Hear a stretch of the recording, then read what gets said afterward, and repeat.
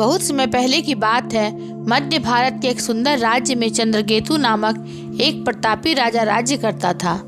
राजा धर्मात्मा था, न्यायप्रिय था और प्रजा उसे परमपिता के रूप में पूजती थी। परंतु उसके जीवन में एक ही दुख था, उसकी कोई संतान नहीं थी।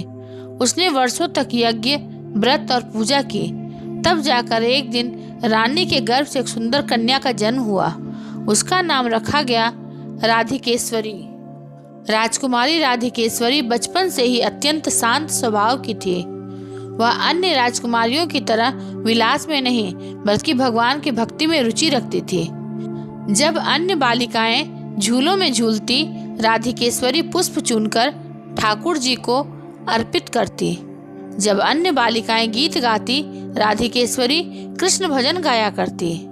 राजा चंद्रकेतु को यह देखकर चिंता होती थी, मेरी बेटी कहीं संसार से विमुख न हो जाए, इसका विवाह कैसे होगा।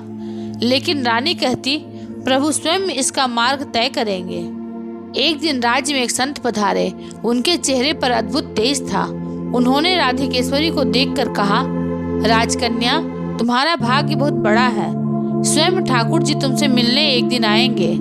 यह बात सुनकर राधिकेश्वरी के मन में आनंद की लहर दौड़ गई। वह और भी अधिक भक्ति में लीन हो गई। उसने भोजन कम कर दिया, केवल तुलसी पत्र और गंगा जल से अपना दिन व्यतीत करती। राधा कृष्ण के पद गाती, पुष्प माला बनाती और मंदिर में घंटों ध्यान लगाती। राजा को चिंता हुई।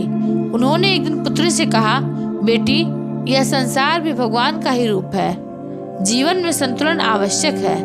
राधिकेश्वरी ने मुस्कुराकर उत्तर दिया, पिताश्री, जब मन ठाकुर जी में लग गया हो तो अन्य कुछ आकर्षित नहीं करता।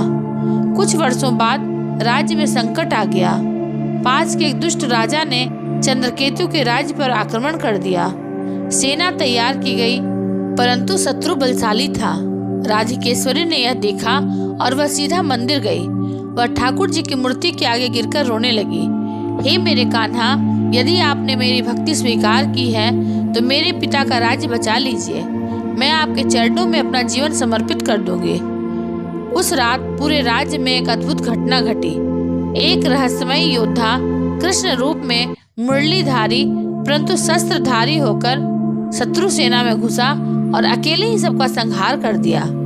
सुबह जब राजा और मंत्री युद्ध भूमि पहुंचे तो देखा शत्रु का शिविर खाली पड़ा था और कुछ सैनिक कह रहे थे, एक चमत्कारी युवक आया जिसने हमें पराजित कर दिया।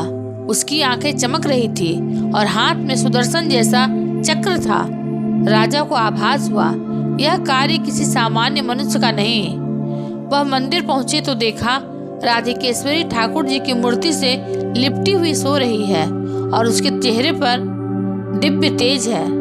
उसी रात ठाकुर जी स्वयं स्वप्न में राजा को दर्शन देते हैं और कहते हैं, राजन, तुम्हारी पुत्री राधिकेश्वरी मेरी अनन्य भक्त है।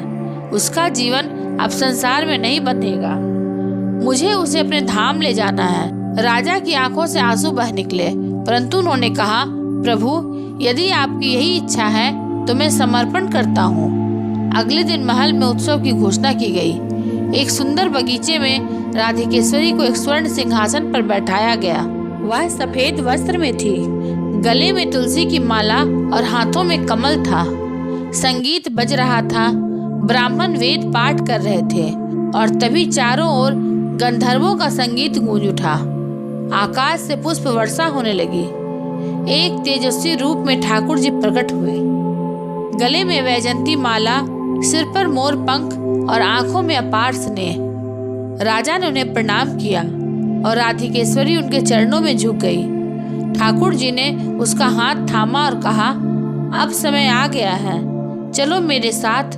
और सबकी आंखों के सामने ठाकुर जी और राधिकेश्वरी स्वर्ग लोक को प्रस्थान कर गए। राजा चंद्रकेतु ने बाद में राज्य को धर्म पूर्वक चलाया और अंत में सब कुछ छोड़कर तीर्थों की यात्रा पर निकल पड़े।